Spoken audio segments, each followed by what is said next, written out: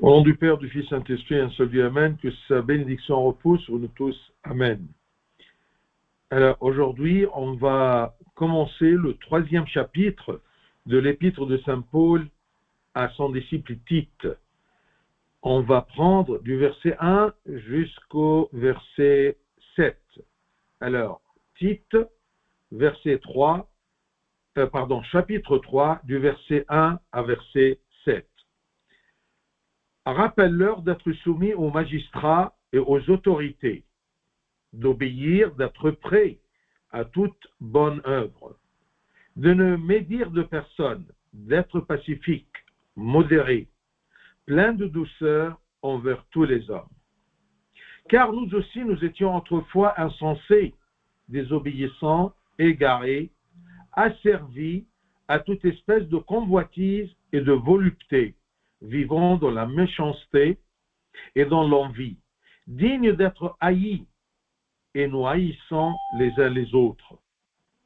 Mais lorsque la bonté de Dieu notre Sauveur et son amour pour les hommes ont été manifestés, il nous a sauvés, non à cause des œuvres de justice que nous aurions faites, mais selon sa miséricorde, par le baptême de la régénération et le renouvellement du Saint-Esprit, qu'il a répandu sur nous avec abondance par Jésus-Christ notre Sauveur, afin que, justifiés par sa grâce, nous devenions en espérance héritiers de la vie éternelle. Gloire à toi, Seigneur, éternellement. Amen. Alors, nous sommes sur le 3e chapitre de l'épître de Saint Paul à Tite. Et on a lu du 1er verset au 7e verset. Alors, dans ce chapitre, l'apôtre donne quelques enseignements concernant la relation d'un chrétien avec les autres, avec tout son entourage. Spécialement, il a commencé spécialement avec les supérieurs et les autorités gouvernantes. Et sûrement, ces autorités-là, ils n'étaient pas des croyants, n'étaient pas des chrétiens, ils n'étaient pas dans la même voie du Christ. Et pourtant, nous sommes demandés que nous soyons obéissants, nous soyons soumis aux autorités en obéissant et être prêts à toute bonne œuvre. Donc, la soumission et l'obéissance aux autorités, ce n'est pas quelque chose de nouveau. C'était toujours quelque chose d'important, de très important dans l'enseignement de Saint Paul et dans l'enseignement du christianisme. Rappelle-leur, ce n'est pas quelque chose de nouveau. Et comme je vous ai dit que tant que l'Église existe sur terre, c'est la guerre entre Satan et l'Église. Comment Satan peut nous attaquer? Il nous attaque à travers ses agents, les gens qui sont autour de nous, mais qui ne sont pas du même esprit que nous. Rappelle-leur d'être soumis aux magistrats. Magistrats, ici, ça ne veut pas dire tout simplement les juges et les magistrats, disons, de la loi, mais toute autorité. Et surtout, César.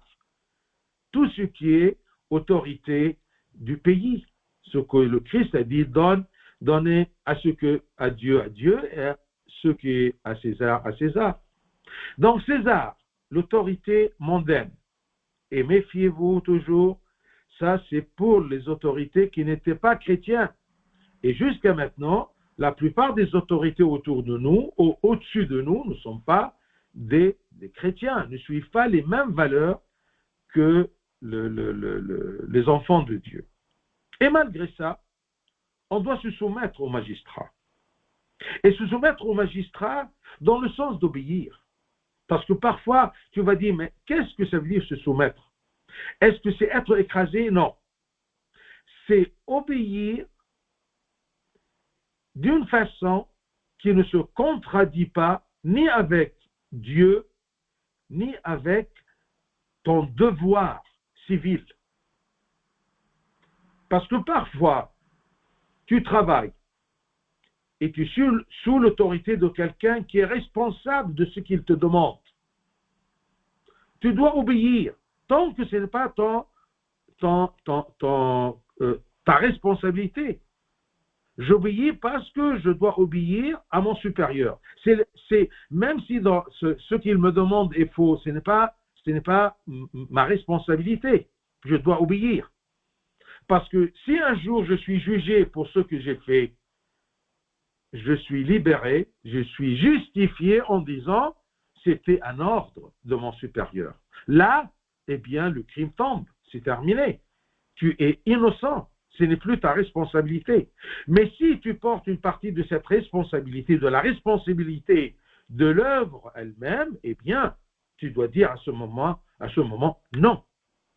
Donc, se soumettre aux magistrats et aux autorités, c'est-à-dire les autorités se sont au-dessus de moi.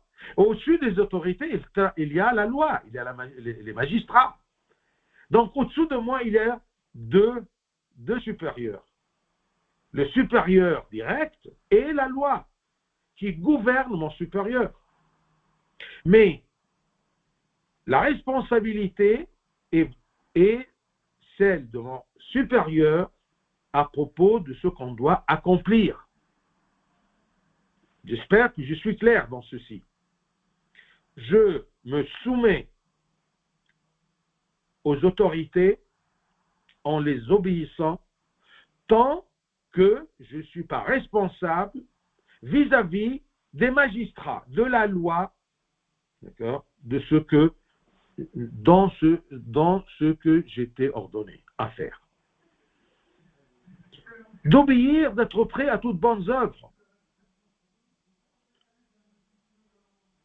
Obéir, c'est déjà une bonne œuvre. Parce que ça, c'est ce que Dieu me demande à travers son apôtre, Saint Paul. Rappelle-leur d'être soumis aux magistrats, aux autorités. Donc, regarde bien tes supérieurs, tes autorités et la loi. Si il n'y a rien sur tes épaules de point de vue responsabilité vis-à-vis de la loi, eh bien tu dois obéir complètement. Parce que c'est la responsabilité de l'autorité qui t'a ordonné de faire ceci.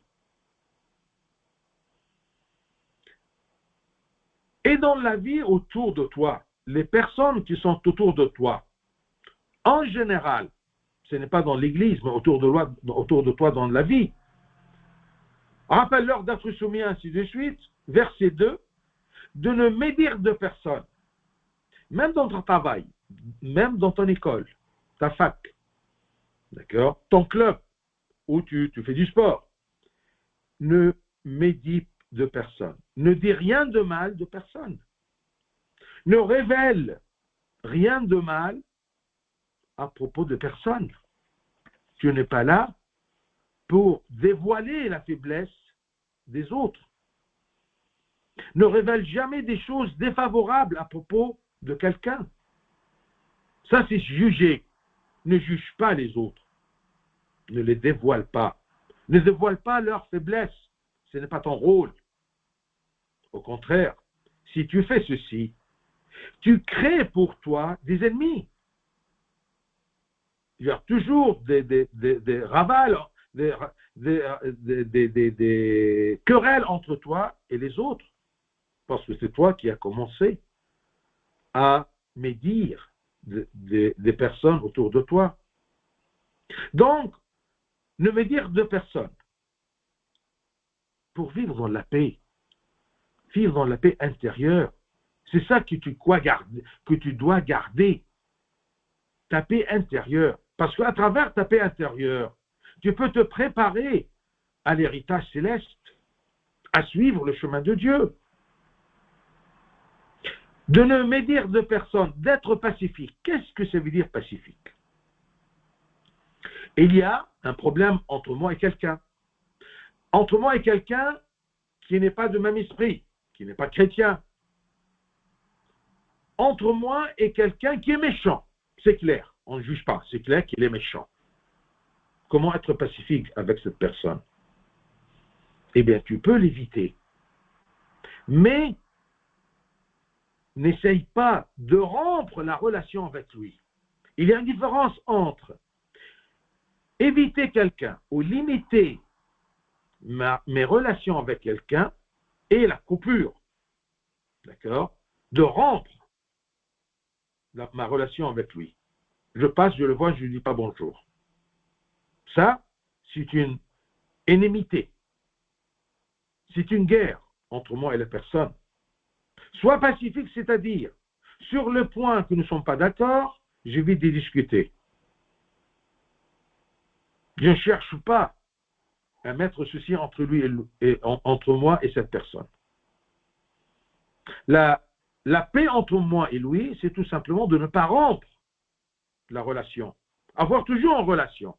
C'est ça, être pacifique. Être en paix avec les autres. Mais ça ne veut pas dire que j'accepte ce qu'ils font ou de les obéir. Non. J'obéis les autorités qui sont gouvernées par les magistrats. Être pacifique. Ne rompre pas tes relations avec les autres. Une fois que tu rompes ta relation avec quelqu'un, eh bien, c'est une guerre entre toi et cette personne-là, et ce quelqu'un-là. D'être pacifique, modéré, c'est de ce verset-là, vous voyez les caractéristiques de ma relation avec les autres, les limites de ma relation avec les autres, comme chrétien. D'être pacifique, modéré. Modéré, c'est-à-dire d'avoir ce qu'on appelle longanimité et un cœur assez large pour supporter les gens. Plein de douceur envers tous les hommes. Et si tous les hommes, d'accord, ce n'est pas les bons, ce n'est pas les bons chrétiens, non, tous les hommes.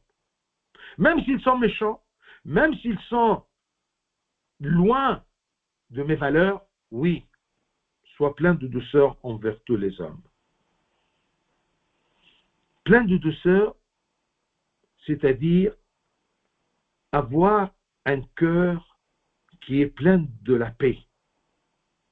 Et quand tu as un cœur pacifique, un cœur plein de la paix de Dieu, cette paix qui vient de Dieu, non pas la paix du monde. Le monde, il nous préserve, il nous donne parfois une petite paix, mais une paix en plastique, hein, elle n'est pas vraie. D'accord?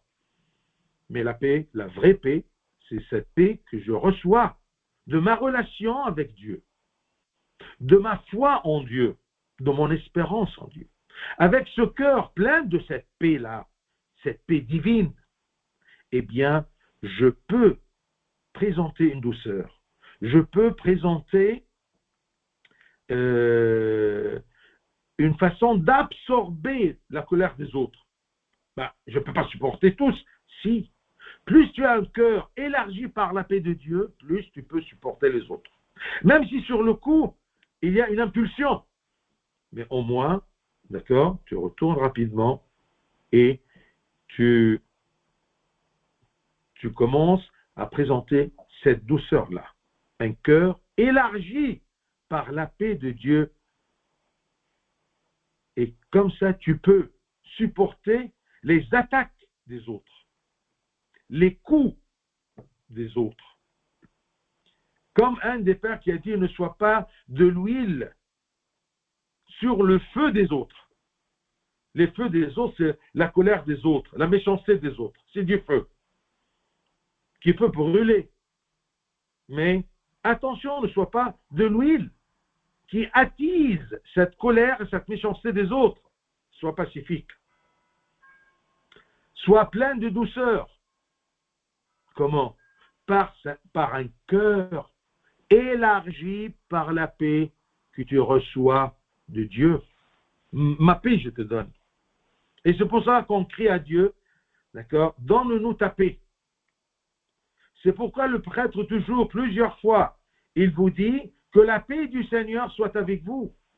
Pourquoi? Pour que cette paix-là vous cherche toujours des vengeants autour de vous, non. Qu'au milieu de la fournaise du monde et des autres, tu peux avoir cette paix-là. Que la paix du Seigneur soit avec vous. C'est facile, bien sûr, de dire non, c'est trop difficile d'agir de cette façon-là. Oui, c'est difficile si tu es seul, si tu es dérobé de la grâce de Dieu et de l'amour de Dieu, si tu es privé d'un cœur paisible, plein de la paix de Dieu. Rappelle-leur de ne médire de personne, d'être pacifique, modéré, plein de douceur envers tous les hommes. Plein de douceur, c'est-à-dire un cœur plein de paix. Tu ne peux pas être en paix, tu ne peux pas être pacifique, tu ne peux pas être doux si tu n'as pas une relation, si tu n'as pas une paix entre toi et Dieu. Et pourquoi j'essaie d'être toujours doux et ne pas me faire des ennemis? Parce que je vise non pas l'amitié des autres et la bonne relation avec les autres, non, je vise de garder toujours ma paix intérieure. Même si ça paraît comme de l'égoïsme, qu'est-ce que je peux gagner si je gagne tous les gens et je me perds moi-même? La paix de mon âme est très importante, c'est mon objectif. J'aime bien calculer toujours, mais pourquoi je rentre en conflit avec cette personne? Non, je peux me retirer, tout simplement pour garder ma paix. C'est ça qui est de valeur à mes yeux, ma paix. Ma paix, c'est Dieu. Je veux garder mon Dieu en moi. Parce que c'est ça qui me guide à l'héritage céleste, à la vie éternelle. Donc, c'est ça, les caractères de ma relation comme chrétien, comme enfant de Dieu, avec tout mon entourage qui n'est pas toujours chrétien. Rappelle-leur d'être soumis aux magistrats, la loi, et aux autorités, mes supérieurs, d'obéir, c'est ça le sens de se soumettre, et d'être prêt à toutes bonnes œuvres, de ne médire de personne, d'être pacifique, modéré, plein de douceur envers tous les hommes. Si c'est déjà vis-à-vis des gens hors de l'Église, à quoi bon, bien sûr, beaucoup plus sûrement, ça sera, d'accord, pour ma famille, pour mes enfants, pour mon mari, pour ma femme. Je dois être, d'accord, ne me dire pas d'être pacifique, d'être modéré, d'être plein de douceur envers tous les membres de ma famille. Et ensuite, l'apôtre, il commence à parler à propos de quelque chose de très important. Surtout qu'aujourd'hui, c'est la fête de l'Épiphanie, bonne fête de l'Épiphanie, et quand on dit Épiphanie, c'est-à-dire le baptême. Alors, depuis le verset 3 jusqu'à verset 7, ça c'est un résumé de la valeur du salut qu'on reçoit par le baptême. Alors, du verset 3 jusqu'à 7, soulignez bien ces versets, ça parle à propos du salut par le baptême et l'effet du salut sur ma vie. C'est bien que je suis baptisé, ou plutôt par le baptême, je reçois le salut. Mais pourquoi je cherche le salut? Quel est l'effet de ce salut sur ma vie, sur terre et ma vie éternelle, au-delà de la mort? Alors, verset 3, ça commence à nous dire, car nous aussi, nous étions autrefois, c'est-à-dire avant notre baptême, avant notre naissance en Christ, car nous aussi, nous étions autrefois insensés. Nous étions, avant de connaître le Christ, insensés. Nous étions ignorants de la vérité et de la justice. On ne savait rien.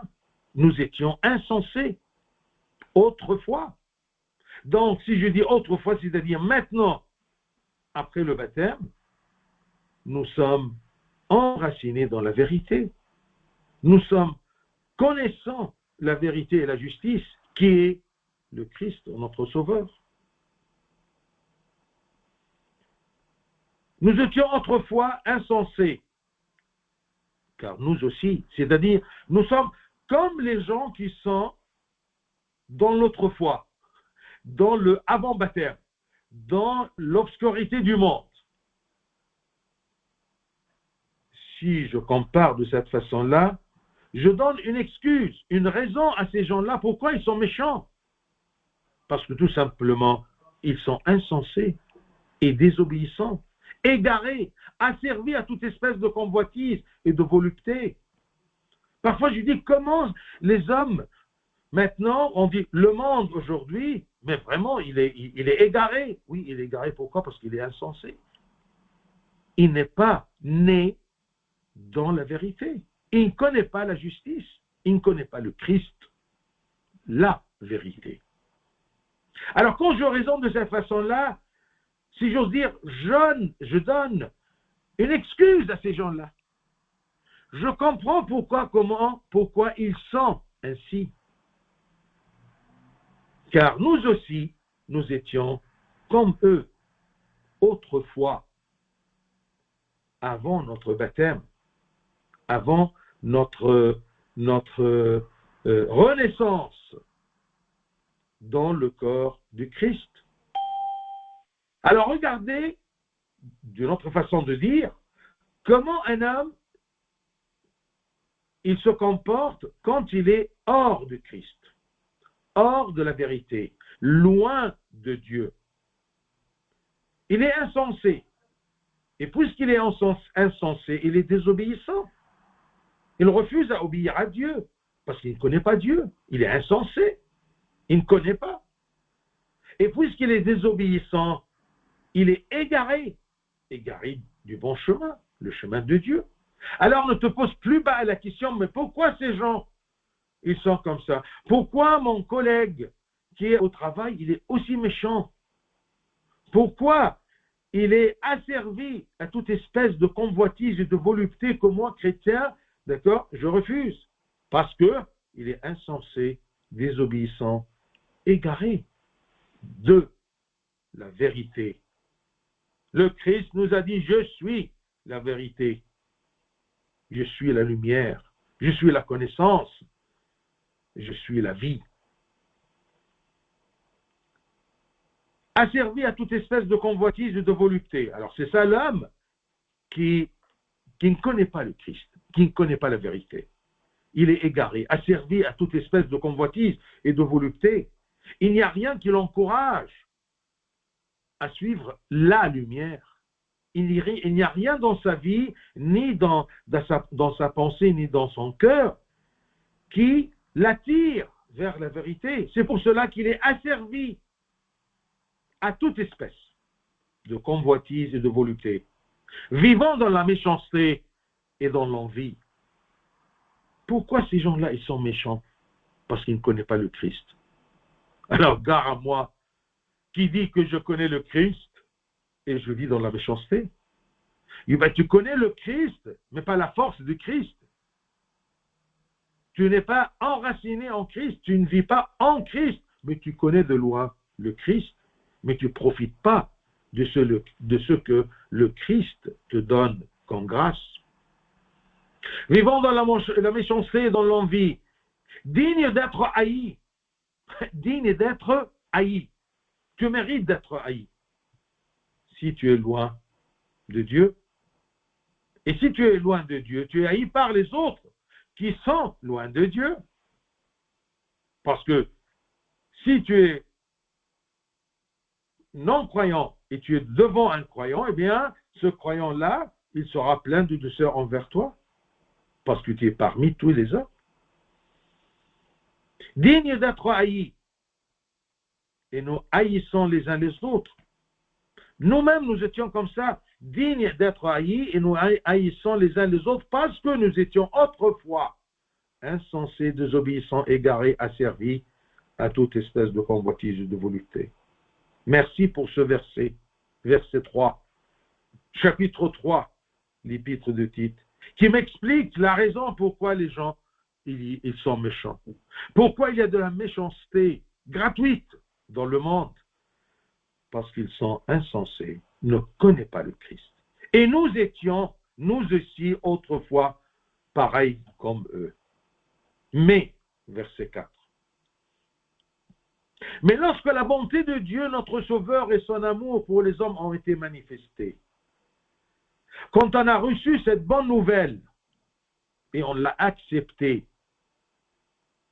quand cette bonne nouvelle que le Christ qui nous aime est venu pour nous sauver de cette méchanceté et pour nous révéler, pour nous donner la connaissance du Père, mais lorsque la bonté de Dieu, notre Sauveur, et son amour pour les hommes ont été manifestés, verset 5, il nous a sauvés.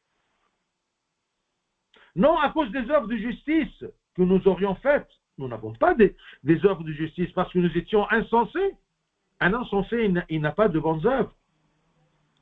J'ai des bonnes œuvres parce que je suis en Christ, parce que je suis en la vérité, parce que je suis sur le chemin de Dieu, parce que je suis enfant de Dieu.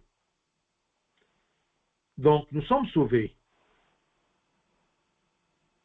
Lorsque la bonté de Dieu, notre Sauveur, son amour pour les hommes ont été manifestés, et nous sommes sauvés non pas à cause des œuvres de justice que nous aurions faites, mais selon sa miséricorde, par le baptême. Nous sommes sauvés par sa miséricorde, par le baptême. Ça, c'est notre foi. N'oublions pas ce verset. Tite, chapitre 3, verset 5. Là, il résume en quelques mots très simples le salut. Nous sommes sauvés, non à cause des œuvres de justice que nous aurions faites, mais selon sa miséricorde. Je suis sauvé par la miséricorde de Dieu et par son amour pour les hommes. Il m'a sauvé. Comment? Par le baptême. Et entre parenthèses, il y a beaucoup de questions durant la fête d'Épiphanie. Pourquoi le Christ est baptisé, s'est fait baptiser par Jean-Baptiste? Mais il n'avait pas besoin. C'est Dieu incarné, c'est Dieu. Alors pourquoi il est baptisé? Il est baptisé selon son humanité, uni à sa divinité, pour nous permettre à notre nature humaine d'accepter plus tard le vrai baptême, non pas le baptême de Jean-Baptiste, le baptême de repentir, mais le baptême de la régénération et le renouvellement du Saint-Esprit. Donc ce baptême, c'est le moyen de mon salut, parce que c'est un baptême, c'est un sacrement qui me donne une régénération, une nouvelle naissance. Et ce baptême, il me donne aussi un renouvellement. Ma nature est renouvelée et nettoyée et lavée dans ce baptême-là, à travers ce baptême-là. Par le baptême de la régénération et le renouvellement du Saint-Esprit. Est-ce que c'est une régénération et un renouvellement du baptême ou de l'Esprit Saint? Non!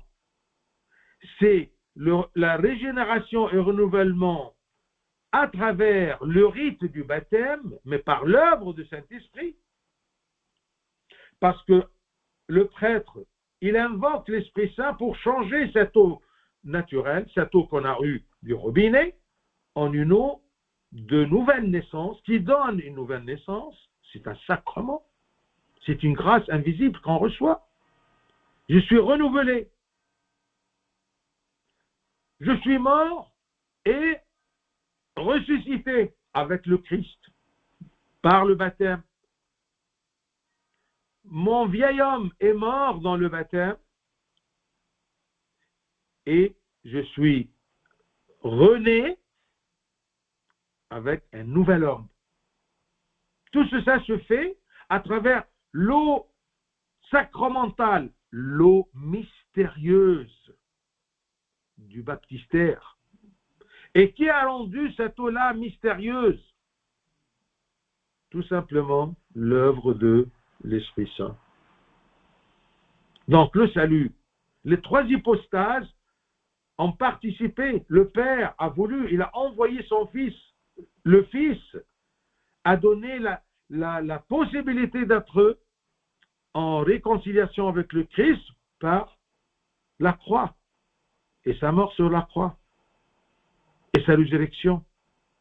Et il nous a donné le baptême œuvré par l'Esprit Saint pour qu'on participe à ce salut, à cette réconciliation avec le Père, à cette filiation avec le Père. Je deviens l'enfant de Dieu.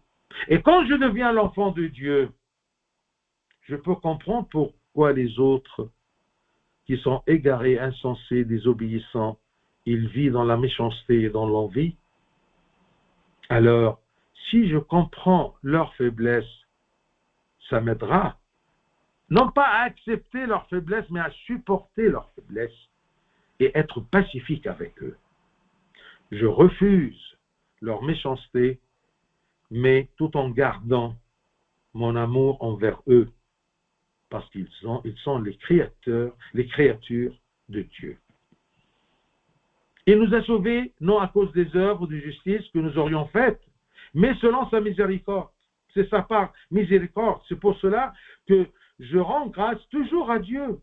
Je n'avais pas aucun mérite, mais il m'a donné la permission de participer à cette filiation, à ce renouvellement par le baptême. De la régénération et renouvellement du Saint-Esprit, verset 6, l'Esprit Saint, qu'il a répandu sur nous avec abondance par Jésus-Christ, notre Sauveur. Qui nous a envoyé l'Esprit Saint? C'est le Fils, quand il a accompli le salut sur la croix, la rédemption sur la croix, il est monté aux cieux pour nous envoyer l'Esprit Saint.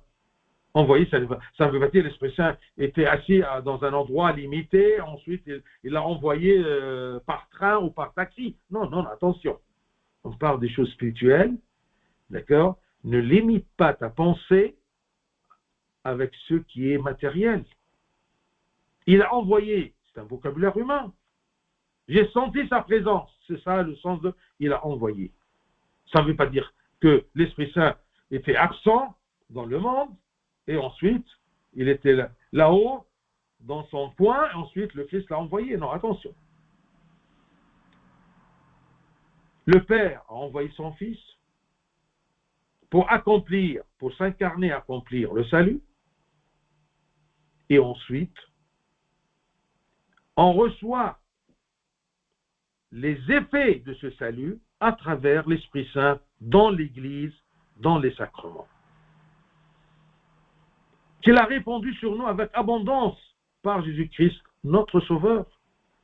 C'est pour cela qu'on dit que l'incarnation de Christ, c'est la joie de Noël. Il est venu parmi nous pour nous sauver, en accomplissant la rédemption, la mort, la résurrection, pour nous envoyer l'Esprit Saint avec lequel on va vivre, on va se réjouir des effets des effets du salut accompli par le Christ, voulu par le Père, qu'il a répandu sur nous avec abondance.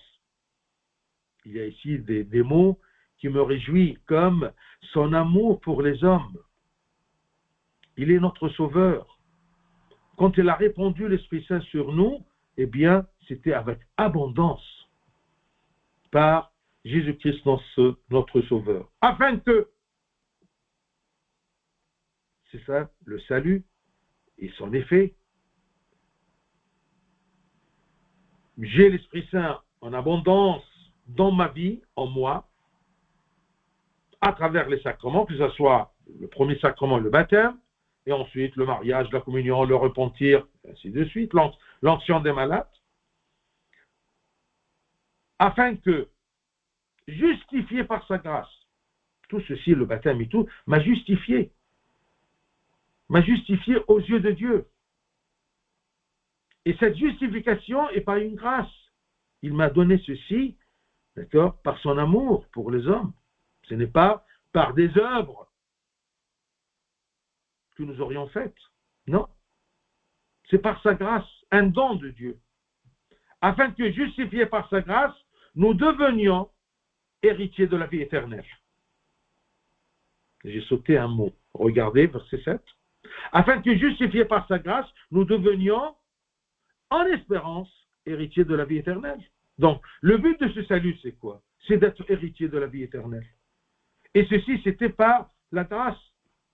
Et je ne peux pas être héritier de la vie éternelle que si je suis justifié. Et je suis justifié comment? Par sa grâce. Pas par des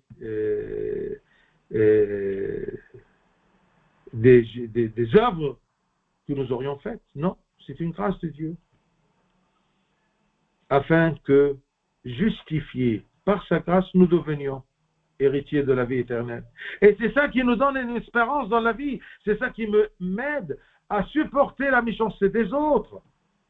C'est ça qui m'encourage et me donne une zèle, d'accord, de faire un effort, vivre l'effort dans la vertu, l'effort sur le chemin de Dieu. Donc mon salut, pour terminer, mon salut a commencé par le baptême. Et ça continue par mon effort durant la vie sur terre. Et le salut s'accomplit dans la vie éternelle.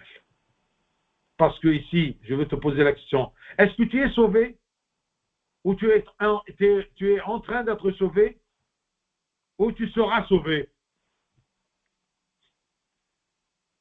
Parce qu'il y a parfois, on dit, le Christ nous a sauvés par sa mort sur la croix. Alors je suis sauvé, terminé, je n'ai rien à faire après? Non. Le salut, c'est une chose dynamique. Est faite, oui. Est accompli sur la croix, oui. Le Christ nous a institué ces sacrements à travers lesquels, et par l'œuvre de l'Esprit Saint, eh bien, je profite de ce salut. Une fois j'ai reçu la possibilité d'être sauvé, d'être héritier de la vie éternelle, je dois continuer par mon effort à garder ce que le Christ m'a donné par sa grâce, le salut. Je reçois ce salut-là dans le baptême. Je le garde par l'effort pour qu'il soit accompli dans la vie éternelle.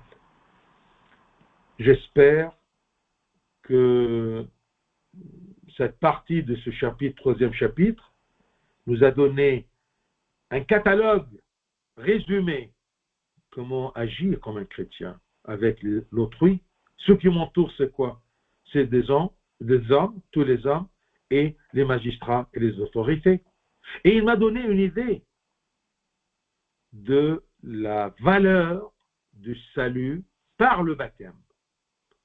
Rappelez-vous bien le baptême de la régénération, verset 5, le baptême de la régénération, nouvelle naissance, et le renouvellement de cette nature-là, accompli par le Saint-Esprit que le Christ nous a envoyé.